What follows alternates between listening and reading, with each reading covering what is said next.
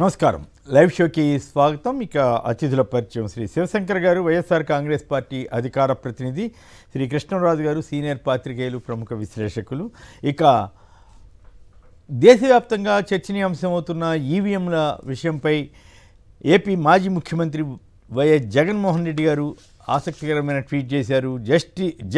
Justice should not only be served but should also appear to have been served. So should democracy not only prevail but must appear to be prevalent undoubtedly in electoral practices across the world. In almost every advanced democracy, paper ballots are used, not EVMs. We too must move towards the same in upholding the true spirit of our democracy. అంటూ ప్రజాస్వామ్య ప్రక్రియను కాపాడుకోవడానికి మళ్ళీ బ్యాలెట్ల వైపు వెళ్ళటమే better అనేటువంటి అభిప్రాయాన్ని జగన్ గారు వ్యక్తం చేశారు. అయితే మరి గతంలో అట్లా అనలేదు కదా, ఇప్పుడు అన్నారు కదా అనే సహజంగా విమర్శలు వస్తాయి. అయినప్పటికీ కూడా మారుతున్న సాంకేతిక పరిణామాలు, ఈ సైబర్ నేరాలు, హ్యాకింగు, వీటన్నిటి నేపథ్యంలో జగన్ గారు చేసిన వ్యాఖ్యలకి ప్రాధాన్యత ఏర్పడింది. ప్రత్యేకించి అంతర్జాతీయ స్థాయిలో సాంకేతిక నిపుణుడు, అలాగే టెస్లా కార్ల అధినేత అయినటువంటి ఎలన్ మస్క్ కానీ, అలాగే కాంగ్రెస్ పార్టీలో కీలక బాధ్యతలు వహించిన రాజీవ్ గాంధీ టైం నుంచి సాంకేతిక నిపుణుడిగా పేరొందిన పిట్రోడా కానీ, వీళ్ళంతా కూడా చేస్తున్నటువంటి వ్యాఖ్యలు ఈ ఈవీఎంలకు సంబంధించి అనుమానాలు రేకెత్తిస్తున్నాయి. నిజంగా మాబోటి వాళ్ళని కూడా గతంలో ఇవన్నీ వాస్తవమా కాదా అని అనుకునేవాళ్ళం, కానీ ఇప్పుడు ఇటీవల కాలంలో జరుగుతున్న సైబర్ నేరాలు, ఈ హ్యాకింగ్ సిస్టము, కొత్త టెక్నాలజీ డెవలప్ అయిన తీరు, ఇవన్నీ కూడా నిజానికి 10 ఏళ్ల క్రితం 15 ఏళ్ల క్రితమే చంద్రబాబు గారు ఆరోపణ చేసినప్పటికీ అప్పటికి ఇంకా ఆధారాలు దొరకల. కానీ ఇప్పుడు ఆధారాలు కనిపిస్తూ ఉన్నాయి. ప్రధానంగా ప్రపంచవ్యాప్తంగా ఇది చర్చనీయాంశం అవుతూ ఉంది.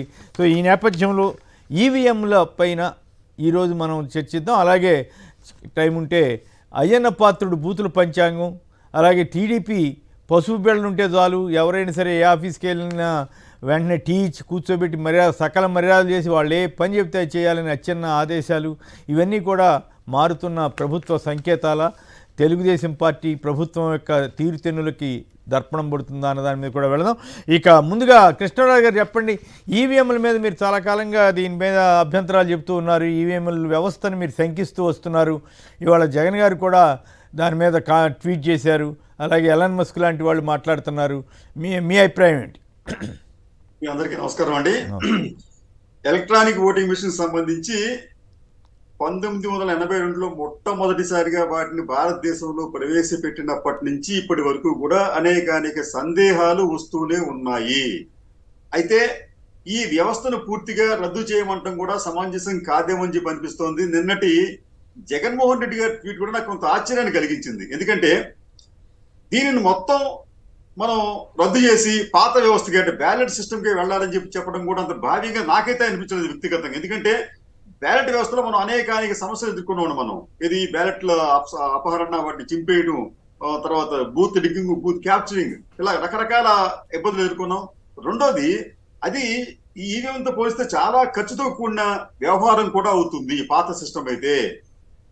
ఇంకా జగన్మోహన్ రెడ్డి గారు నేను అనుకున్నానంటే, ఆయన ఎన్నికల ఫలితాలు వచ్చిన తర్వాత 3 రోజుల తర్వాత నేను ఒక పాత్రికేయుడిగా జగన్మోహన్ రెడ్డి గారిని కూడా నేను కలుసుకున్నాను మిగతా వారితో పాటు. అప్పుడు వారిని నేను ఈ విషయం కూడా ప్రస్తావించినప్పుడు ఆయన కూడా చూచాయిగా ఇది ఈవీఎంలు కూడా మనకి నష్టం కలిగించాయి అన్నట్టుగా ఆయన మాట్లాడుతూ ఆయన ఒక ప్రపోజల్ చేశాడండి. ఏంటంటే ఈ కౌంటింగ్ ముందు ర్యాండమ్ గా ఒక 10% ఈవీఎంలను, వివిప్యాట్లను మనం లెక్కించాలి. ఈ 10% ఇవి వివిప్యాట్ స్లిప్పులు, అలాగే ఈ కౌంటింగ్ మిషన్ వచ్చిన నంబరు రెండు ఈక్వల్ అయితే, రెండు సమానంగా ఉంటే, ఇక్కడ తేడా లేకపోతే మిగతా కౌంటింగ్ చేయొచ్చు. ఇన్ కేసు స్వల్ప తేడా ఉంటే, ఒక 5-6 ఓట్లు తేడా ఉంటే కౌంటింగ్ కంటిన్యూ చేయొచ్చు. మరీ ఎక్కువగా ఉంటే అక్కడ కౌంటింగ్ ఆపి దానికి సంబంధించిన రెమెడీస్ తీసుకోవాలని చెప్పి ఆయన చేసిన ప్రపోజల్ ఏనండి అది. అయితే ఆయన ఆ రోజు చేసిన ప్రపోజల్ అది అన్అఫీషియల్ చేశారు, ఒక సూచన కింద. అటువంటి ప్రపోజల్ చేస్తుంటే బాగుండేది ఆయన. అంతే తప్ప దాన్ని పూర్తిగా ఈవీఎంలు మనం రద్దు చేయాలని చెప్పి కోరటం అనేది నాకైతే వ్యక్తిగతంగా అయితే నాకు ఆశ్చర్యాన్ని కలిగించింది. రెండోది అంటే ఈ వివిప్యాట్స్ ఈవీఎం సంబంధించి సరే మిగతా పశ్చిమ దేశాలకి మనకి ఒక స్పష్టమైన ఒక తేడా ఉందండి. పశ్చిమ దేశాల్లో అమెరికా కావచ్చు, లేదా ఇంకా కొన్ని దేశాల్లో కావచ్చు, ఆ దేశాల్లో ఇంటర్నెట్ తో అనుసంధానమైన లేకపోతే ఈ ఈ సిగ్నల్స్ తో అనుసంధానం, లేకపోతే వారి ఓటర్ ఐడి, లేకపోతే థంబ్ ఇంప్రెషన్, ఇవన్నీ కూడా అట్లా అనుసంధానమైన ఓటింగ్ వ్యవస్థ. మనకేమిటంటే దీనికి సంబంధించి దీనికి సంబంధించి 3 యూనిట్లు ఉంటాయండి. ఒకటి సింబల్స్ తో కూడిన ఓటింగ్ యంత్రం, రెండోది వివిప్యాట్స్, మూడోది కంట్రోల్ యూనిట్. ఈ 3 యూనిట్లు కూడా ఇది దేనికదే విడివిడిగా ఉంటూ ఒకదానికి కూడా అనుసంధానమే ఉంటాయండి. కాబట్టి ఇక్కడ ఏమవుతుందంటే దీనిని హ్యాక్ చేయడం కష్టమా అంటే అసాధ్యమైతే కాదు. ఎందుకంటే మీకు ఈ ఫోటో చూపిస్తాను చూడండి సార్. మీకు ఈ ఫోటో, మీకు ఈ ఫోటోలో ఉన్న వ్యక్తులు 3 అండి. వాళ్ళు దాంట్లో ఒక ఆయన చంద్రబాబు నాయుడు గారికి సాంకేతిక సలహాదారుగా పనిచేసిన వేమూరు హరికృష్ణ ప్రసాద్ గారు, ఆయనతో పాటు ఇద్దరున్నారు. ఇద్దరు అమెరికన్స్. ఈ ఎథికల్ హ్యాకింగ్ చేసేవాళ్ళు. వాళ్ళు ఈ 3 కలిసి మన భారతదేశానికి వచ్చి ఒక ఈవీఎంను సేకరించో దొంగిలించో దానిని హ్యాక్ చేశారండి. అంటే హ్యాకింగ్ చేయటం అనేది అసాధ్యం కాదు అని చెప్పి ఎప్పుడో చంద్రబాబు నాయుడు గారికి సాంకేతిక సలహాదారుగా ఉన్న వ్యక్తి నిరూపించాడు. ఇక్కడ అంశం ఏంటంటే, ఇప్పుడు కొత్తగా ఏదైనా సమస్య ఏంటంటే ఎన్నికల సంఘం కూడా కొన్ని విషయాల్లో ఉదాసీనంగానో లేకపోతే నిర్లక్ష్యంగానో లేకపోతే అహంకారంతోనో వ్యవహరిస్తుందేమో అని చెప్పి భావన కలుగుతుంది. ఎందుకంటే మీకు ఇటువంటి అనేక ఆరోపణలు వస్తున్నాయి. మీకు ఈ మధ్యన జరిగిన ఎన్నికల్లో దాదాపు 140 లోక్సభ నియోజకవర్గాల్లో 5 లక్షల పైగా ఓట్ల తేడా వచ్చింది. దాని మీద వాళ్ళు వివరణ ఇవ్వాలి, స్పష్టమైన వివరణ ఇవ్వాలండి. తర్వాత ఈ భారతదేశంలో ఉన్న ప్రతి రాజకీయ పార్టీకి కూడా ఎన్నికల సంఘం జవాబుదారీగా ఉండాలండి. వారికైనా డౌట్స్ వస్తే క్లియర్ చేయాలి. క్లియర్ చేయకుండా వాళ్ళు మీకు ఇట్లా అలవాటే. మీకు మొన్న ఈ మధ్యన ఆయన ట్వీట్ కూడా చేశారు ఆయన, రాజరత్న గారు, దానికి సంబంధించిన ఈసీ గారు, మీకు ఇది అలవాటే రాజకీయ పార్టీలకి, కొంతకాలం మీరు రెస్ట్ తీసుకోండి, మళ్ళీ మీరు విమర్శలు చేయొచ్చు అని చెప్పి ఇలాంటి ప్రకటన చేయడం కూడా భావ్యంగా లేదు. అల్టిమేట్ గా అంటే ఇక్కడ ఈ ఈవీఎం సంబంధించి కొత్తగా మీకు 2 సమస్యలు ఏర్పడుతున్నాయి సార్. ఇది సంబంధించి ఒకటి ఏంటంటే, గతంలో మనకి ఈ సింబల్స్ తో కూడిన ఎలక్ట్రానిక్ ఓటింగ్ మిషన్, తర్వాత కంట్రోల్ యూనిట్, మొత్తం ఈ 2 మాత్రం ఉండేయండి. అంటే ఎన్నికలకు సంబంధించి సింబల్స్ తో కూడిన ఓటింగ్ మిషన్, కంట్రోల్ యూనిట్ మాత్రం ఉండేదండి. అంటే ఇక్కడ మనం ఏదైనా అక్కడ ఓటు నొక్కితే అది కంట్రోల్ యూనిట్ లో నమోదయ్యేది. అయితే మనకు అందరూ డౌట్స్ ఉండేవి, మనం వేసిన ఓటు అక్కడ నమోదవుతుందా లేదని చెప్పి. దాంతో ఈ విషయం పదే చాలా మంది ప్రస్తావించడంతో అప్పుడు వివిప్యాట్ ని తీసుకొచ్చారు. అక్కడ తీసుకొచ్చిన తర్వాత ఏంటంటే మనం సింపుల్ గా నొక్కుతున్నాం, ఇక్కడ వరకు మనకి ఫిజికల్ గా మనకు కనిపిస్తూ ఉంది. రెండోది అది నెక్స్ట్ స్టేజ్ లో ఉన్న వివిప్యాట్ లోకి వెళ్తుందండి. అక్కడ మనం నొక్కే సింబలే మనకి అది కనిపిస్తూ ఉంది. కనిపించింది ఒక చిన్న స్లిప్ అనేది మనకి 7 సెకండ్స్ పాటు డిస్ప్లే అవుతుంది. అక్కడ వరకు సమస్య లేదు. అయితే ఇప్పుడు ఏమవుతుందంటే ఈ సింబల్ లేకపోతే మనం నొక్కిన ఈ సమాచారం అనేది కంట్రోల్ యూనిట్ కి వెళ్తుందా లేదా అనేది పెద్ద సమస్య. ఈ కంట్రోల్ యూనిట్ ను మనం తేలిగ్గా హ్యాక్ చేయొచ్చు అనేది ఇప్పుడు ఈ నిపుణులు చెప్తున్న అంశంగా మనం కనిపిస్తుంది. కాబట్టి దీనికి సంబంధించి కూడా పారదర్శకత చూపించాలి. మూడోది, ఈ మొత్తం ఎన్నికల ప్రక్రియలో, అంటే ఈ ఎన్నికల సంఘం నిర్వహిస్తున్న ఎలక్ట్రానిక్ ఎన్నికల ప్రక్రియలో ఒకే ఒక చోట, అంటే ఫస్ట్ లెవెల్ చెకింగ్ అనే చోట ఎన్నికల సంఘం సెల్ ఫోన్ అలౌ చేస్తోంది. ఇక్కడ కూడా కొన్ని సందేహాలు ఉన్నాయండి. మీకు ఈ manual and electronic voting machine page number 15లో దాంట్లో కే అనే ఒక కాలంలో మీకు చాలా స్పష్టంగా వాళ్ళు మేము ఇట్లాగా ఈ ఎలక్ట్రానిక్ ఓటింగ్ సంబంధించి ఫస్ట్ లెవెల్ చెకింగ్ లో ఓకే చేయడానికి, మహారాష్ట్రలోనూ ఇక్కడ నేను మర్చిపోయాను, ఒక కుర్రాడు ఎవరో సెల్ ఫోన్ ద్వారా మార్పు చేసి చూపించాడని వార్తలు వచ్చినాయి కదా. అట్లాగే సార్ అదే అంటే అక్కడ ఓటీపీ అక్కడ ఓటీపీ అవసరం లేదండి. అయితే జరిగిందంటే అది కూడా మనం గమనించాలి సార్. అక్కడది ఇప్పుడు నేను చెప్పిన దానికి మీకు ఒక సంబంధం ఉంది.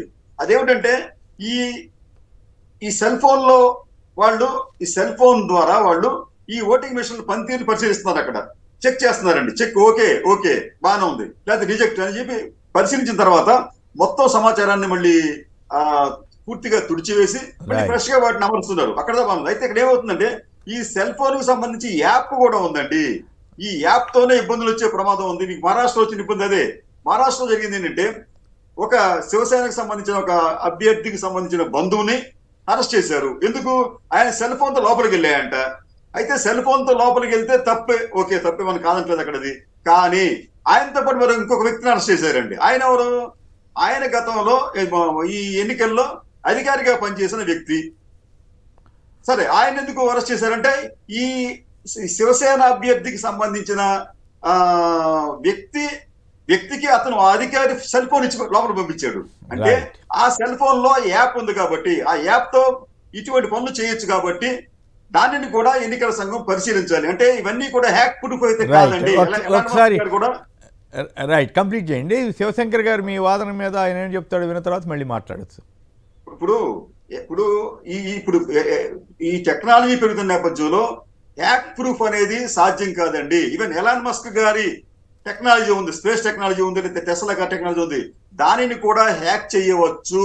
కానీ మనం ఏంటంటే ఈ ఒక మంచి సిస్టమ్ మనం డెవలప్ చేస్తాం. ప్రపంచంలో ఎక్కడా లేని విధంగా మనం ఒక ఎలక్ట్రానిక్ ఓటింగ్ మిషన్స్ అనేవి మనకి పనిచేస్తున్నాయండి. గత 82 నుంచి ఇప్పటిదాకా కూడా విజయవంతంగా పనిచేస్తున్నాయి. మన దాదాపు 70 నుంచి 80 కోట్ల మంది ఓటర్లు ఉన్న ఈ దేశానికి ఇవి చాలా అవసరం. మనకి శ్రమ తగ్గిస్తుంది. కాబట్టి అంటే దీనికి సంబంధించి పూర్తిగా నిర్మూలించే కన్నా, పూర్తిగా వాటిని ఉద్ధరించుకునే దానికన్నా కూడా మరింత భద్రతా పరంగా మరింత చర్యలు తీసుకొని వాళ్ళు దాన్ని ఇంప్లిమెంట్ చేస్తే బాగుంటుందని చెప్పనేది నా ఉద్దేశం సార్. రైట్ శివశంకర్ గారు చెప్పండి. వారు కొద్దిగా డిఫర్ అవుతూ కొంత ఈవీఎంలో జరుగుతున్నటువంటి భద్రతా లోపాల మీద ప్రస్తావించారు. మీరేమంటారు? నమస్తే సార్, మీకు అదేవిధంగా సాక్షి వీక్షకులకు అందరికీ. ఒకటి, మీరు ఇందాక ఇంట్రడక్షన్ లో చెప్పినట్లు ఈ రోజు ఈ కంప్యూటరిజం ఎలా ఉంది అనేటువంటిది ప్రజలందరికీ తెలుసు.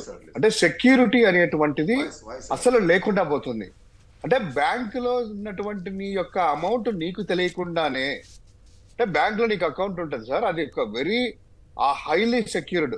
నీకు తెలియకుండానే ప్రపంచంలో ఎక్కడి నుంచైనా కూడా నీ యొక్క అకౌంట్ని దాన్ని కంట్రోల్ తీసుకొని నీ అకౌంట్ నీకు తెలియకుండా, బ్యాంకర్కి తెలియకోకుండా ఆ యొక్క అమౌంట్ను కానీ ఏదైనా ట్రాన్సాక్షన్ ఇంకొక అకౌంట్లోకి తీసుకునేటువంటిది ఎలా మోసాలు జరుగుతున్నాయి. అంటే ఈ రోజు సైబర్ క్రైమ్ అనేటువంటిది విచ్చలవిడిగా ఉంది. అంటే నీకు ఆ కంట్రోల్స్ అనేటువంటిది ఏ యొక్క నిపుణుడి చేతిలో లేకుండా పోతుంది. నువ్వు సాఫ్ట్వేర్ డెవలప్ చేస్తే అత్యంత సెక్యూరిటీ మెజర్మెంట్స్ మీరు ఇచ్చినా కూడాను మీకు తెలియకుండా, ఆ యొక్క డెవలపర్ తెలియకోకుండా దాన్ని ఇంకొక సిస్టమ్ ద్వారా హ్యాక్ చేసేటువంటిది యొక్క అత్యాధునిక టెక్నాలజీకి దానికి హ్యాకర్స్, ట్యాంపరింగ్ ఇవన్నీ కూడా జరుగుతూ ఉన్నాయి. మాల్ ప్రాక్టీస్ అంతా కూడా. సో ఇది ఈ రోజు మనం ఏదో జగన్మోహన్ రెడ్డి గారు ఓడిపోయారు కాబట్టి ఈ యొక్క సిస్టమ్ తప్పులు పడుతున్నారు అనేటువంటిది చాలా మంది నిన్నటి నుంచి గగ్గోలు పెడతా ఉన్నారు. తెలుగుదేశం పార్టీ వాళ్ళు కావచ్చు, సోకాల్ జనసేన వాళ్ళు కావచ్చు, ఇదంతా కూడా. ఇక్కడ కూడా ఎప్పుడు కూడా జగన్మోహన్ రెడ్డి గారు ఏదో ఓడిపోయాం కాబట్టి నిందలేద్దాం అనేటువంటిది కాదండి. తరవుగా పరిశీలించిన తర్వాత జగన్మోహన్ రెడ్డి గారు ఒక్కడే కాదు, ఈరోజు ఆంధ్రప్రదేశ్ కాదు, భారతదేశం కాదు, ప్రపంచంలో ఉన్నటువంటి అత్యాధునిక టెక్నాలజీ, టెక్నికల్ గా ఎక్స్పర్టైజ్ అయినటువంటి వాళ్ళు, మీరు అన్నట్టు ఇందాక టెస్లా అధినేత, అంటే ఎలక్ట్రికల్ కార్స్ కానీ స్పేస్ కానీ ఆ యొక్క టెక్నాలజీ ఎలా అంటే ఎంత అడ్వాన్స్ అంటే AI, artificial intelligence, machine learning ఇవన్నీ పెట్టుకొని అత్యాధునిక టెక్నాలజీ యూటిలైజ్ చేసేటువంటి ఒక ప్రొడక్ట్స్ తయారు చేస్తూ దాన్ని ఎలా హ్యాక్ చేయొచ్చు, ఎలా ట్యాంపర్ చేయొచ్చు అనేటువంటి వాళ్ళు మొత్తం ఎండ్ టు ఎండ్ చేసి దాని యొక్క వివరాలు ఏ విధంగా ఎలా బ్రేక్ చేయొచ్చు అనేటువంటి చూసిన తర్వాతనే ఎలాన్ మస్క్ అనేటువంటి ఈరోజు ఆ యొక్క టెస్లా అధినేత ఈరోజు ఓపెన్ గా ఈవీఎంలు ట్యాంపర్ చేయవచ్చు, ఈవీఎంలు మాల్ ప్రాక్టీస్ చేయొచ్చు, ఈవీఎంలు హ్యాక్ చేయొచ్చు అనేటువంటిది క్లియర్ కట్ గా ఆయన ఉదహరించేసి చెబుతూ బ్యాలెట్ పద్ధతి బెస్ట్ అని ప్రజాస్వామ్యాన్ని కాపాడుకునేటువంటి వ్యక్తి ఏ ఆంధ్రప్రదేశ్, ఇండియా గురించి కాదు, ప్రపంచం అంతా కూడాను అడ్వాన్స్డ్ కంట్రీస్, అమెరికా లాంటి వాళ్ళు. టెక్నాలజీ అంటే అక్కడే కదండి, ఇక్కడ నేర్చుకుని వెళ్ళి కూడాను అమెరికా అంటేనే టెక్నాలజీ. అంటే మన దేశంలో నిపుణులు ఉన్నా కూడాను దాన్ని ఏ విధంగా యూటిలైజ్ చేసుకోవాలో ఎలా అంటే అడ్వాన్స్డ్ అనేటువంటిది. కానీ అమెరికా లాంటి, లండన్ లాంటి దేశాలే కదా, అట్లాంటి అమెరికా లాంటి దేశాలే ఈరోజు టైం లైన్స్ ఎక్కువ అవుతున్నా కూడాను. ఎందుకంటే మనకంటే వాళ్ళది మంత్రులు నెలల కొద్దీ జరిగేటువంటి ప్రక్రియ, ఎన్నికల ప్రక్రియ. మనమన్నా ఏదో 4 ఫేజుల్లో ఓటింగ్ చేస్తాం, ఒకటి రోజు కౌంటింగ్ చేస్తాం, అయిపోతుంది. కానీ అమెరికా లాంటి దేశాల్లో ఫెడరల్ వ్యవస్థలో పూర్తిగా రాష్ట్రాలు ఎన్నికలు చేసిన తర్వాత దేశానికి. అయితే ఇక్కడ పాయింట్ ఏంటంటే బ్యాలెట్లోకి వెళ్ళటం కరెక్ట్ కాదేమో అనేది కృష్ణరాజు గారి అభిప్రాయం. సో దట్ రిగ్గింగ్లు, గొడవలు ఇవన్నీ మళ్ళీ మొదలకు వస్తాయా, గతంలో అవన్నీ చూసాం కదా అనేది వారి అభిప్రాయం. బ్యాలెట్లకి వెళ్ళటమా, లేకపోతే ఉన్నత స్థాయిలో ఇప్పుడు ఎలన్ మస్క్ లాంటి వాళ్ళని తీసుకొచ్చి నిజంగా ఇండియాలో ఈ హ్యాకింగ్ అవుతుందా లేదా అనేది 10 మంది నిష్ణాతులైన పెద్ద సాంకేతిక ఎక్స్పర్ట్స్ని తీసుకొచ్చి వాళ్ళతో కమిటీ వేసి ఎలక్షన్ కమిషను దాని మీద పరిశీలన చేయించవచ్చు కదా సార్. ఒకటి, మీరు అన్నట్టు బ్యాలెట్ సిస్టమ్ అనేటువంటిది రిగ్గింగ్ ఇటువంటి వాటికి అంటున్నారు కదా, అటువంటి యుగం నుంచి నేడు ఏమైపోయింది, ఇదే టెక్నాలజీ వాడుకొని సీసీ కెమెరాలు పెట్టి ఏ విధంగా ఎవరెవరు ఉన్నారో, లోపలికి ఎలా ఉన్నారు, భద్రత ఎలా ఉంది, సెన్సిటివ్ బూత్స్ ఏంటి అనేటువంటిది క్లియర్ కట్ గా అప్పటికి ఇప్పటికి చాలా చేంజెస్ వచ్చాయి. ఎలా కంట్రోల్ చేయాలి, దానికి రిగ్గింగ్ వ్యవస్థను ఎలా అరికట్టాలనేటువంటిది మనం ఆ స్టేజ్ నుంచి దాటి ఇప్పుడు వచ్చాము. సో బ్యాలెట్ పేపర్ డిలే కావచ్చు, ఎన్నికల కౌంటింగ్ 1.5 రోజు పట్టొచ్చు, 2 రోజులు పట్టొచ్చు, కానీ అది కాదు కదా, పారదర్శకంగా కళ్ళెదుట నీ ఓటు ఎలా ఉంది ఏంటి తెలుస్తుంది. ఈ రోజు మీరు అన్నట్టు ఒక టెక్నాలజీ డెవలప్ చేసేసి దాన్నే తరతరాలుగా మనం వాడుకోవట్లేదు సార్. ఎవరీ ఫోర్ట్ నైట్ కి కొత్త టెక్నాలజీ వస్తుంది, ఎవరీ ఫోర్ట్ నైట్ కి అప్డేట్స్ వస్తున్నాయి, అప్గ్రేడ్ అవుతుంది ఈ టెక్నాలజీ. ఈ రోజు మీరు వాడే phone, cell phone, normal phone నుంచి బటన్ ఫోన్ నుంచి ఈ రోజు స్మార్ట్ ఫోన్ దగ్గర నుంచి, ఈ ఫోన్ నుంచి ఏసీని ఆపరేట్ చేసుకోవచ్చు, ఈ ఫోన్ నుంచి నీ కార్ ఆపరేట్ చేసుకోవచ్చు, ఈ ఫోన్ నుంచి నీ బ్యాంకింగ్ సిస్టమ్ ఆపరేట్ చేసుకోవచ్చు. ఎంత అడ్వాన్స్ గా ఎదుగుతున్నాము. మనకు తెలియకుండా అడ్వాన్స్ గా ఎదిగినప్పుడు దాంట్లో లోపాలు అనేటువంటి నీకు తెలియకుండా జరుగుతూ ఉంటాయి. ఆ యొక్క డెవలపర్ కూడా ఉండదు. ఈ రోజు మీరు అన్నట్టు ఆ యొక్క టెస్లా అధినేతలో ఇదొకటి కాదు, శామ్ పిట్రోడా ఉన్నాడు. ఆయన కాంగ్రెస్ పార్టీలో కాసేపు పక్కన పెడితే పార్టీల పరంగా ఆయన 60 సంవత్సరాల నుంచి ఎలక్ట్రానిక్ అండ్ కమ్యూనికేషన్ లో కావచ్చు, ఐటీలో కావచ్చు, అత్యాధునిక టెక్నాలజీలో ఎక్స్పర్టైజ్ గా చెప్పుకునేటువంటి ఆ యొక్క వ్యక్తి రాజీవ్ గాంధీ హయాం నుంచి ఏ యొక్క విమానాల దగ్గర నుంచి ఏదైనా సాంకేతిక సలహాలు అందించేటువంటి వ్యక్తి ఈ రోజు ఎందుకు చేయకూడదు అని ఖచ్చితంగా ఆధారాలతో సహా ట్వీట్లు చేసి చెప్తా ఉన్నారు. అదేవిధంగా రాహుల్ గాంధీ లాంటి వ్యక్తి మాట్లాడుతున్నారు. అదేవిధంగా చంద్రబాబు నాయుడు స్నేహితుడైనటువంటి డికే శివకుమార్ నిన్న కూడా మాట్లాడుతూ జేడీఎస్ కి బీజేపీకి ఇన్ని సీట్లు వచ్చేటి కాదు, కాంగ్రెస్ కు 11 రావడం ఏంది, మధ్యప్రదేశ్ లో 29కి 29 బీజేపీకి రావడం ఏంది, కాంగ్రెస్ కు సంఘం రావాలనేసి సాక్షాత్తు చంద్రబాబు స్నేహితుడే డికే శివకుమార్ నిన్ననే మాట్లాడాడు. ఇదంతా ఏదో జగన్మోహన్ రెడ్డి గారి కోసం ఓడిపోయింది కాదు, దేశమంతా ప్రపంచమంతా చర్చ జరుగుతా ఉంది. మీరన్నట్టు ఎన్నికల కమిషన్ గతంలో ఇదే చంద్రబాబు యొక్క సన్నిహితుడు ఆ యొక్క హరిప్రసాద్ వేమూర్ అనేటువంటి మాట్లాడితే వాళ్ళు ఏదో ఓపెన్ గా పిలిచారు ఎన్నికల కమిషన్, ఆ మిషన్ చేసేసి ఎలా చేయండి చెప్పు బాబు అని చెప్తే ఆయనే టీవీలో చెప్తా ఉండే, ఇలా ఎక్స్ప్లెయిన్ చేస్తాం, ఇలా ఖచ్చితంగా హ్యాక్ చేయొచ్చు అనేటువంటి బల్ల గుద్ది చెప్పారు. ఎన్నికల కమిషన్ ఆ రోజు అవకాశం ఇచ్చింది.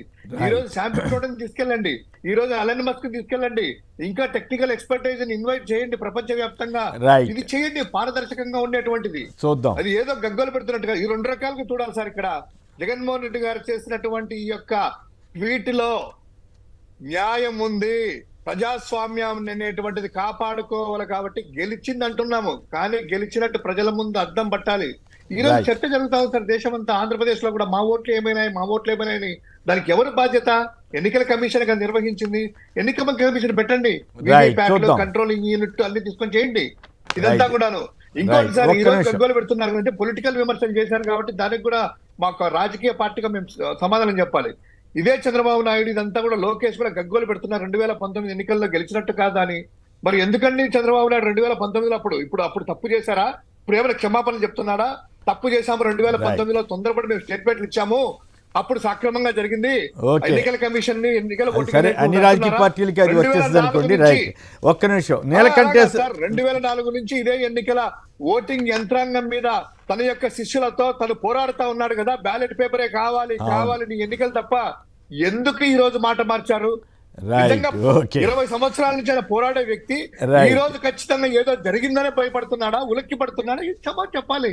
రైట్, అంటే ఇక్కడ ప్రధానంగా అనూహ్యమైనటువంటి ఓటమి, గెలిచే నియోజకవర్గాల్లో కూడా ఓడిపోవటం, మెజారిటీలు తేడా రావటం, ఇవన్నీ కూడా అనుమానాలకు దారితీస్తున్నాయి. దీనివల్ల ఈవీఎంలో జరిగిందా, ఏం జరిగింది, ఎట్లా అనేది మనం చెప్పదాలం కానీ, బట్ ఆ అనుమానాలకైతే అవకాశం వచ్చింది. ఇంకోటి ఇంపార్టెంట్ విషయము, మొన్న ఉండవల్లి అరుణ్ కుమార్ దగ్గర నుంచి నేషనల్ ఛానల్ వరకు ప్రతిదీ మాట్లాడేది 140 నియోజకవర్గాల్లో పోలైన ఓట్లకు, కౌంటింగ్ ఓట్లకు, ఒప్పున్న ఓట్లకి చాలా వ్యత్యాసం ఉంది. అది కాదు, ఉండవల్లి గారు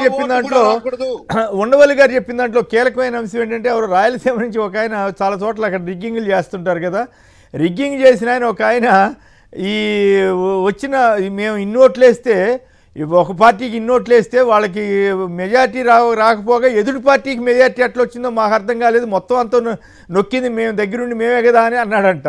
అది చాలా కీలకమైన పాయింట్. మరి అది ఎట్లా జరిగిందనేది దానికి సంబంధించిన వివరాలతో సహా కనుక వస్తే చాలా ఇంట్రెస్టింగ్ డెవలప్మెంట్ అవుతుంది. ఇక్కడ వారణాసి లాంటి నియోజకవర్గంలోనే పోలైన ఓట్లకు కౌంటింగ్ చేసిన తేడా తర్వాత వచ్చింది. వచ్చిన ఓట్లకు తేడా ఉందనేటువంటిది ప్రపంచ వ్యాప్తంగా పోలేని ఓట్లు కాదు, వేసిన ఓట్లు మేము పలానా పార్టీకి ఓట్లు వేస్తే ఆ పార్టీకి మెజార్టీ రాకపోగా ఎదుటి పార్టీకి ఎట్లా వచ్చింది అని ఆయన ఆశ్చర్యపోయారని చెప్పి ఉండవల్లి గారు చెప్పారు. మరి ఆయన ఎవరు చెప్పారు అంటే తెలియదు కానీ. ఆశ్చర్యము అదిను ఉండవల్లి ఒకటిసారి ఇంపార్టెంట్ ఉండవల్లి గారు చెప్పిన మాటల ప్రకారము ఒక ఊరు గ్రామంలో ఏకదాటిగా దొరయ్యని పాడతారు. నెల్లూరు ప్రాంతాల్లో దొరయ్యని పాడతారు. అంటే అందరూ కూడాను వాళ్ళ యొక్క బీసీలు కానీ వీళ్ళంతా కూడాను గగ్గపుత్రులంతా మాట్లాడుకొని ఒక సైడ్ ఓటేస్తారు.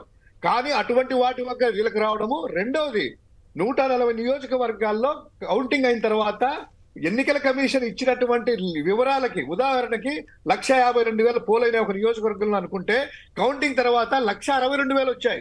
అంటే 12-10,000 ఓట్లు ఎందుకు తేడా వచ్చినాయి అనేటువంటిది ఈ రోజు వారణాసి నియోజకవర్గంలో కూడా వస్తుంది. ఎన్నికల కమిషన్ ఎందుకు మాట్లాడట్లేదు? నీలకంఠేశ్వర రెడ్డి గారు హైదరాబాద్ నుంచి. నీలకంఠేశ్వర గారు నమస్కారం, మాట్లాడండి. ఈవీఎంల మీద మీకున్న అనుమానాలు ఏంటి? గుడ్ మార్నింగ్ కేసర్ గారు, గుడ్ మార్నింగ్ శివశంకర్ గారు అండ్ రామకృష్ణ గారు. సార్ నేను ఐటీలో నిపుణుడిగా చెప్తున్నాను.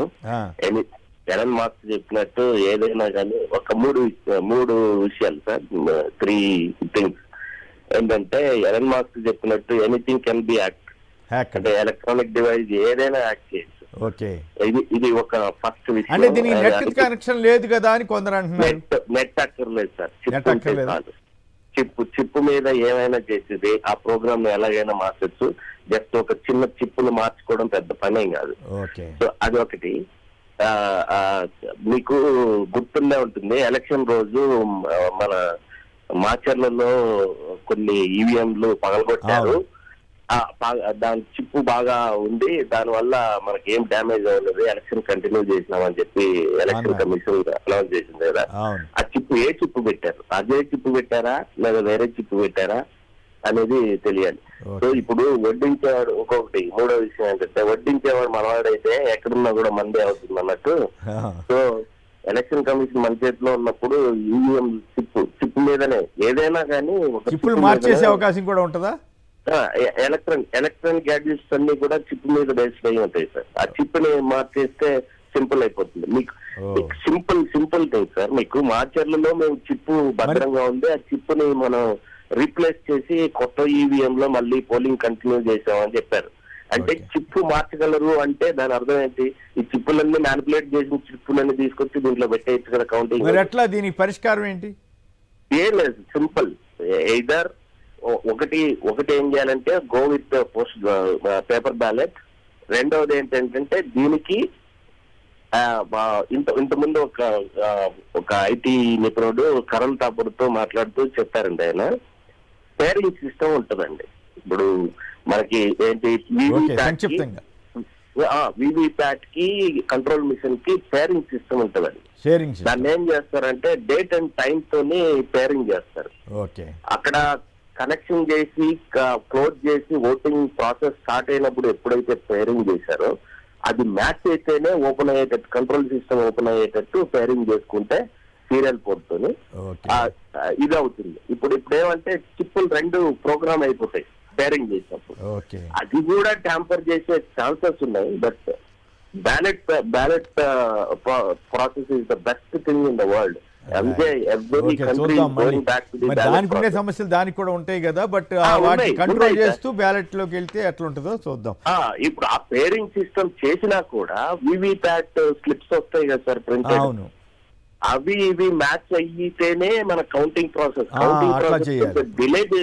డిలే అయినా పర్వాలేదు. ప్రజాస్వామ్యం నిలబడాలంటే ప్రతి దానికి సంవత్సరాల తరబడి మనం వెయిట్ చేస్తున్నాం. మల్లేశ్వర్ గారు పులివెందుల నుంచి. మల్లేశ్వర్ గారు నమస్కారం, మాట్లాడండి. నమస్తే కుమ్మనేని గారు, మీకు అక్కడ ఉన్న పెద్దలకు అందరికీ నమస్తే సార్. మీకు అక్కడ ఉన్న పెద్దలకు అందరికీ నమస్తే సార్. ఇప్పుడు ప్రజాస్వామ్యంలో హలో మాట్లాడండి, కంప్లీట్ చేయండి. ప్రజాస్వామ్యంలో టెక్నాలజీని వాడుకొని, అందుబాటులో ఉన్న టెక్నాలజీని వాడుకొని ముందుకు వెళ్ళడం మంచి పద్ధతే. అయితే ఇక్కడున్న సమస్య ఏంటంటే, ఇప్పుడు ఒక పర్టికులర్ నియోజకవర్గంలో పర్టికులర్ బూత్ లో 500 ఓట్లు ఉంటే మేము మెజారిటీ ఓటర్స్ మేము పలానా వ్యక్తి చేశాము, బట్ మా ఓట్లు ఏమైపోతున్నాయి అనేదే అనుమానం సార్. ఈ అనుమానం నివృత్తి చేయడానికి ప్రపంచ దేశాలన్నీ ఏం చేస్తున్నాయంటే ఈ టెక్నాలజీలో ఉన్న చిన్న చిన్న లొసుగులను కూడా సవరించుకొని వాళ్ళు ఏమాత్రము డెమోక్రసీకి ఏమాత్రము ఛాన్స్ ఇవ్వకోకుండా పేపర్ బ్యాలెట్కి వెళ్తున్నారు సార్. ఎందుకంటే ఆ పాయింట్ సరే, ఈవీఎంల మీద మీకు అనుమానం ఉందా లేదా అనేదే పాయింట్. ఫైనల్గా కృష్ణరాజు గారు సంక్షిప్తంగా ఒక మాట చెప్పండి, టైం అయిపోయి. ఇప్పుడు ఈవీఎంలకు సంబంధించి అవి కూడా 100% పక్కాగా లేవండి. ఎప్పటికెప్పుడు టెక్నాలజీ మారుతున్నప్పుడు హ్యాకింగ్ చేసే సామర్థ్యం చాలా వేగంగా పెరుగుతున్న నేపథ్యంలో ఈ ఈవీఎంలు కూడా ఖచ్చితంగా మార్పులు చేసే విషయాన్ని వారు ఆలోచించాలి. అలా కాకుండా మీరు మీరు మీరు ఇట్లా విమర్శలు చెప్పి మీకు అలవాటు అయిపోయింది అని చెప్పి ఎన్నికల సంఘం సమాధానం చెప్పడం కూడా భావ్యం కాదు. కాబట్టి ఓకే, ఆల్రెడీ చెప్పారు. శివశంకర్ గారు ఏమిటి అయ్యన్న పాత్రుడు గారి బూతులు అట్లాగే అచ్చెన్నాయుడు గారి బెదిరింపుల మీద మీరు సంక్షిప్తంగా ఒక మాటలో చెప్పండి. ఇది చాలా ఆశ్చర్యంగా ఉంది సార్. కనీసం అంటే 10 రోజులు కూడా కాలేదు మంత్రులు వాళ్ళు తీసుకునే ప్రభుత్వం దగ్గర ఏదో ఎన్నో ఆకాంక్షలతో ప్రజలంతా ఉద్యోగులు పాపం ఒక్కసారి ఓటేస్తే ఆ ఉద్యోగస్తులు ఏంటి సార్ అది పసుపు బిల్ల తీసుకొని పోవాలంట. పసుపు బిల్ల తీసుకుపోతే పాపం కుర్చీ వేసి కాఫీ ఇచ్చి ఏదైనా కూడా పని చేసి పెట్టాలంట. లేకపోతే నా సంగతి ఏందో అయ్యన్న పాత్రుడు గారు స్పీకర్ అవుతారంట, మరి ఆయన బూతులు మాట్లాడటం ఏంటో ఆ సభలో కూడా. సార్ ఆయన గురించి నిజంగా ఎంత తక్కువ మాట్లాడుంటే మంచిది సార్. ఒక 2 వీడియోలు మీరు మొన్న కూడా చూస్తుంటారేమో. ఒక ప్రతిపక్ష నాయకుడు అదేవిధంగా మాజీ ముఖ్యమంత్రిగా చేసినటువంటి వ్యక్తిని పట్టుకొని ఇంకా ఆయన ఓడిపోలేదు, చచ్చిపోతే బాగుండు, ఇంకా చావలే కదా అనేటువంటి మాటలు నిన్న కూడాను ఆ ట్విట్టర్ లో కూడా దీనికి సమాధానం చెప్తూ ఆయన ట్వీట్ అనుకుంటా చేస్తూ ఇంకా అంటే ఒక వ్యక్తి భౌతికంగా లేకుంటేనే పర్వాలేదు అది ఒక ఆస్పెక్ట్. కానీ నేను ఆఫీసర్లని ఆ ఉద్యోగస్తులను పట్టుకుని ఆయన స్పీకర్ అయితే ఇంకా అసలు హౌస్ తెలుగుదేశం పత్రికలు ఏమి కాదు, తెలుగుదేశం పత్రికలు ఇప్పటికి కూడా కవర్ చేసేస్తున్నాయి, ఎక్కడ కవర్ ఏమి కనపడకుండా.